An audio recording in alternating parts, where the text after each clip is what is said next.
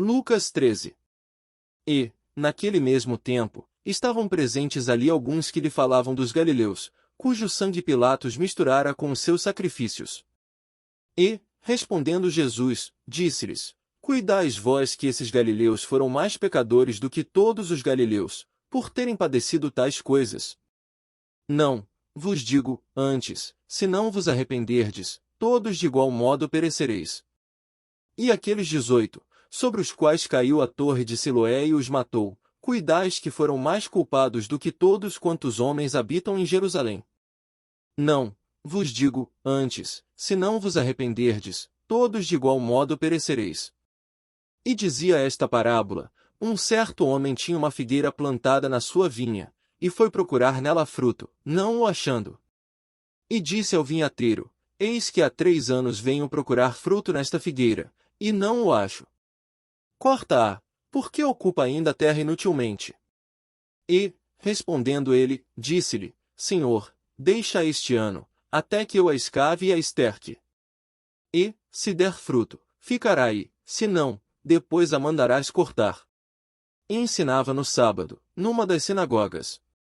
E eis que estava ali uma mulher que tinha um espírito de enfermidade, havia já 18 anos, e andava curvada, e não podia de modo algum endireitar-se.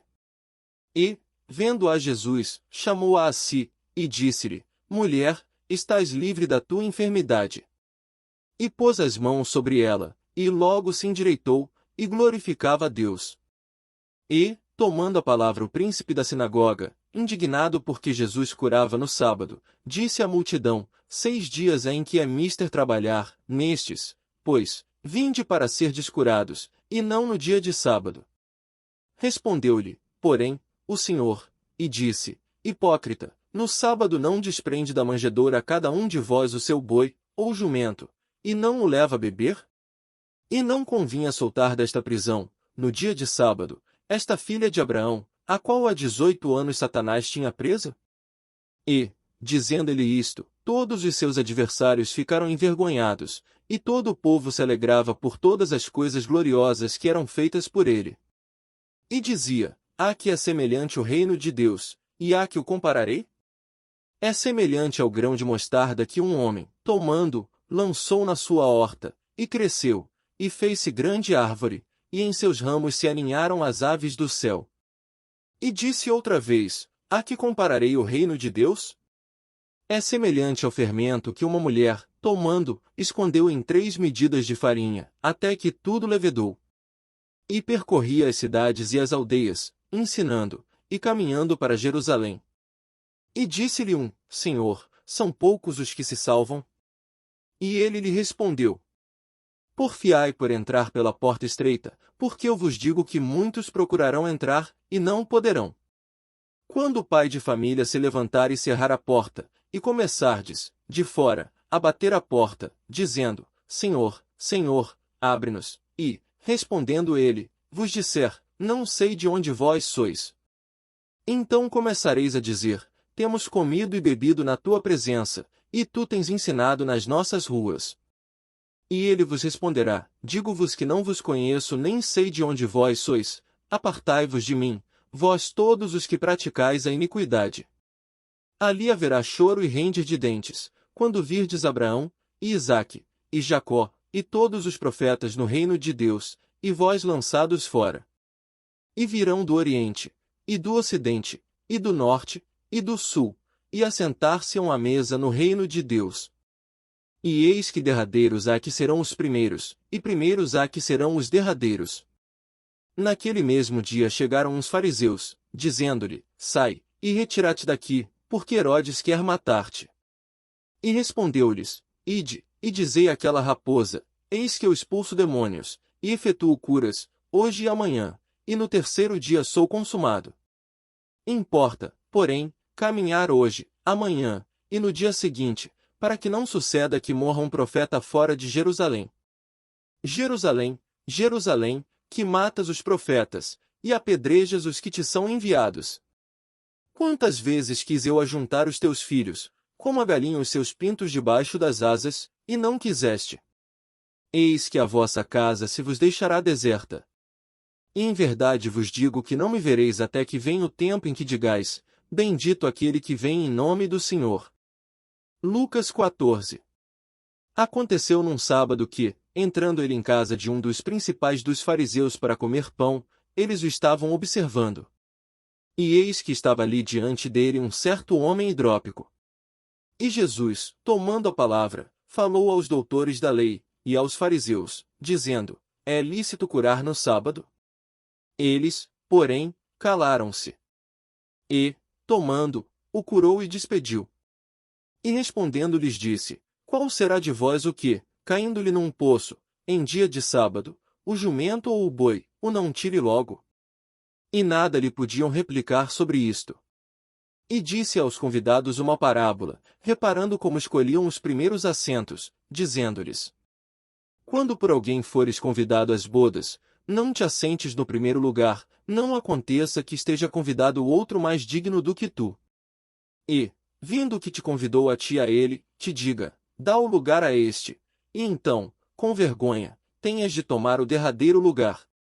Mas, quando fores convidado, vai, e assenta-te no derradeiro lugar, para que, quando vier o que te convidou, te diga, amigo, sobe mais para cima. Então terás honra diante dos que estiverem contigo à mesa. Porquanto qualquer que a si mesmo se exaltar será humilhado, e aquele que a si mesmo se humilhar será exaltado.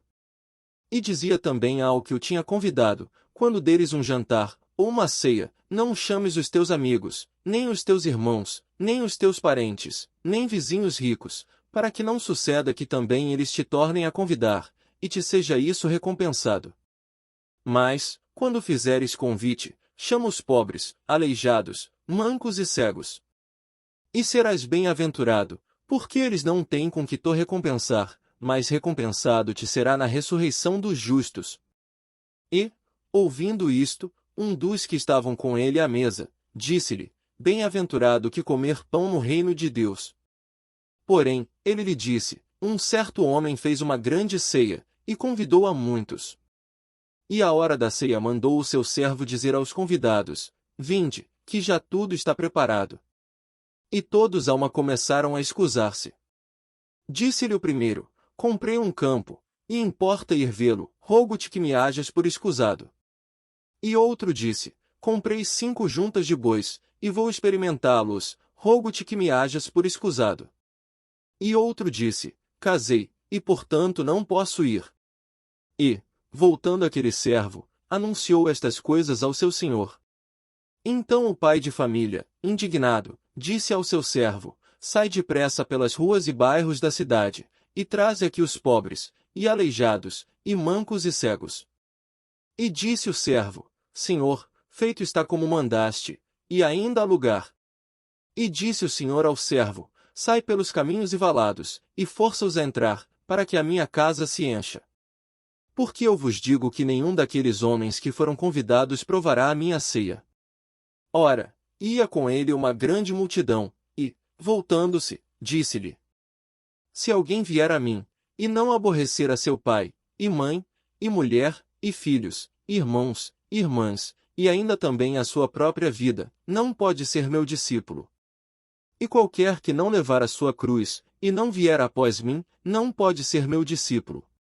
Pois qual de vós, querendo edificar uma torre, não se assenta primeiro a fazer as contas dos gastos, para ver se tem com que acabar?